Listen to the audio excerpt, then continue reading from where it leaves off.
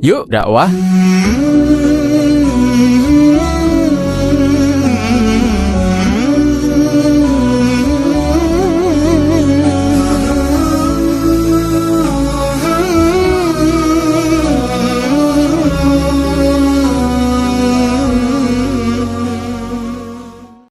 Bismillahirrahmanirrahim.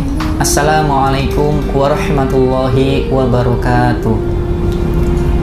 Allahumma sholli ala Muhammad wa ala ali Muhammad walhamdulillahi rabbil alamin. Sahabat yang dimuliakan Allah Subhanahu wa taala, sejarah akan senantiasa berulang. Kalau zaman dahulu ada kebaikan dan keburukan, maka zaman sekarang pasti ada kebaikan dan juga keburukan. Begitu juga sebaliknya, apabila zaman sekarang ada hak dan yang batil, maka zaman dahulu pun ada juga yang hak dan yang batil. Karena semua kejadian di dunia ini akan senantiasa terulang kembali. Hanya saja waktunya yang berbeda, tempatnya yang berbeda, dan tokoh yang melaksanakan yang berbeda.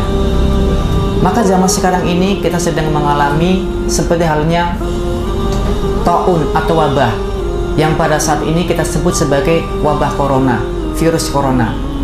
Lalu apakah zaman dahulu ada wabah seperti ini atau taun seperti ini?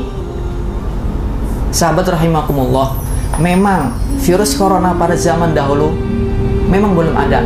Tetapi virus atau wabah semacam ini di zaman nabi-nabi terdahulu pernah ada.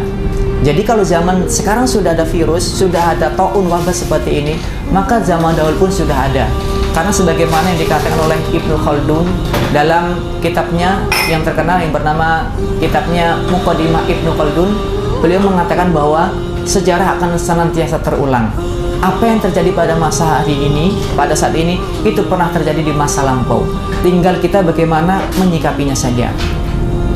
Baiklah, mari kita ambil salah satu contoh wabah yang terjadi pada zaman Nabi-Nabi, yaitu ketika zamannya Nabi Musa alaihissalam. Ketika Allah Subhanahu wa taala berfirman kepada Nabi Musa, "Idhab ila fir'auna innahu tagha." Pergilah engkau Musa kepada Fir'aun, karena dia sungguh melampaui batas. Bahkan saking melampaui batasnya Fir'aun mengatakan, "Anna rabbukumul a'la," aku adalah Tuhanmu yang paling tinggi. Maka ini membuat Allah sangat murka dan mengutus Nabi Musa beserta Nabi Harun untuk mendakwahi Fir'aun. Akan tetapi setelah didakwahi oleh Nabi Musa dan Nabi Harun, Fir'aun semakin sombong dan ingin mengusir bahkan membunuh Nabi Musa alaihissalam. Maka Allah Subhanahu wa taala memberikan hukuman kepada Fir'aun. Maka Allah Subhanahu wa taala memberikan hukuman kepada Fir'aun sebagaimana yang Allah terangkan dalam surat Al-A'raf mulai ayat yang ke-133. Di situ Allah menjelaskan kepada kita, a'udzubillahi minasyaitonirrajim, fa arsalna 'alaihimut tufan wal jarada wal kummala wad dhafadi'a wad dama ayati mufassalat. Fa arsalna 'alaihim, dan kami kirimkan kepada mereka, maksudnya kepada Fir'aun dan bala tentaranya, tufana. Tufan di sini sebagian mufassir menyebutkan bahwa angin topan yang menghancurkan rumah-rumah yang dihuni oleh bala tentara Fir'aun. Dalam tafsir lain disebutkan bahwa tufan di sini disebutkan air bah yang membanjiri, yang menggenangi rumah-rumah Fir'aun. Jadi kalau kita gabungkan, komprehensifkan, maka tufan di sini adalah air bah yang disertai dengan hujan petir. Yang air bah tersebut menenggelamkan rumah-rumah Fir'aun. Berapa lama air bah tersebut, tufan tersebut? Dalam tafsir Buya Hamka, beliau mengatakan minas sabati ila sabati, dari mulai hari Sabtu ke hari Sabtu, dari 7 hari 7 malam. Jadi 7 hari 7 malam. Jadi angin tufan tersebut Allah kirimkan kepada Fir'aun dan bala tentaranya selama 7 hari 7 malam. Kemudian setelah itu wal jaroda, Allah kirimkan kepada mereka belalang. Jadi tidak ada tanah atau pepohonan yang ketika itu dalam kekuasaan Fir'aun yang tidak ada belalangnya. Semua dipenuhi oleh belalang. Berapa lama? Minas sabati ila sabati, dari hari Sabtu ke hari Sabtu berikutnya, selama 7 hari 7 malam. Tidak hanya belalang, Allah juga mengirimkan kepada Fir'aun dan para pengikutnya, yaitu kutu. Jadi semua binatang ternak mati karena kutu. Bahkan tubuh-tubuh mereka pun ada kutunya. Berapa lama? Minas sabti ila sabti, selama 7 hari 7 malam. Kemudian waddofadi'a, Allah juga mengirimkan kepada mereka kata, Allah mengirimkan kepada mereka kodok yang membuat masalah untuk Fir'aun. Berapa lama? Selama 7 hari 7 malam. Minas sabti ila sabti. Kemudian tidak hanya sampai di situ. Waddama ayatu mufassalat. Kemudian Allah mengirimkan kepada mereka yaitu adalah darah kepada Fir'aun dan bala tentaranya. Dalam tafsir disebutkan yang dimaksud darah adalah ada yang menyebutkan bahwa telinga dan hidung mereka itu mimisan, mengeluarkan darah selama 7 hari 7 malam. Tetapi dalam tafsir yang lain disebutkan bahwa yang dimaksud darah di sini adalah semua sumber-sumber yang ada di negeri Mesir ketika itu menjadi darah.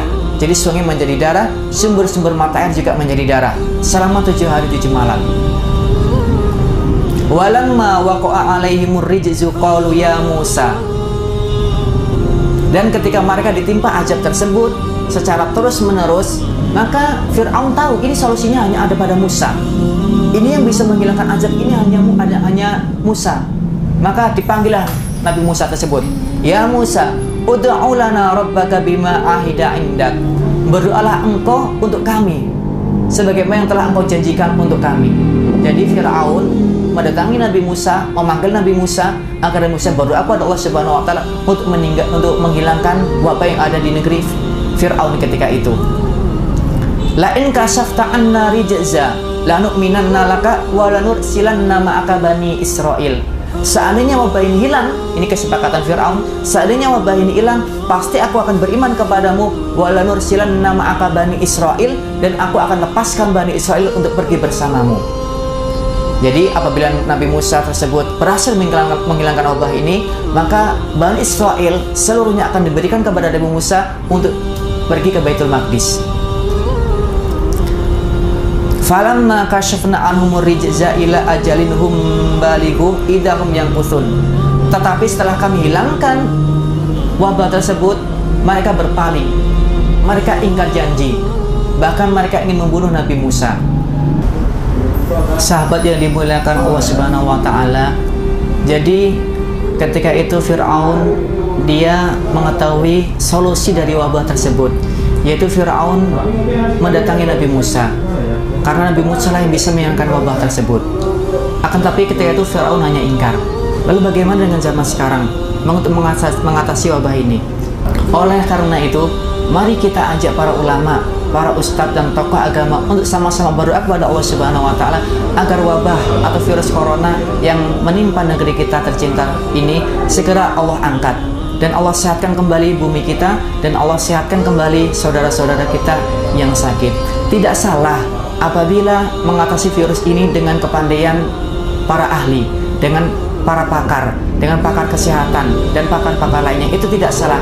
Akan tetapi alangkah lebih baiknya dalam mengatasi virus ini kita lebihkan para ulama untuk sama-sama berdoa kepada Allah Subhanahu wa taala agar virus corona ini cepat Allah ambil dari muka bumi ini. Terima kasih atas segala perhatiannya. Mohon maaf atas segala kekurangannya. Wassalamualaikum warahmatullahi wabarakatuh.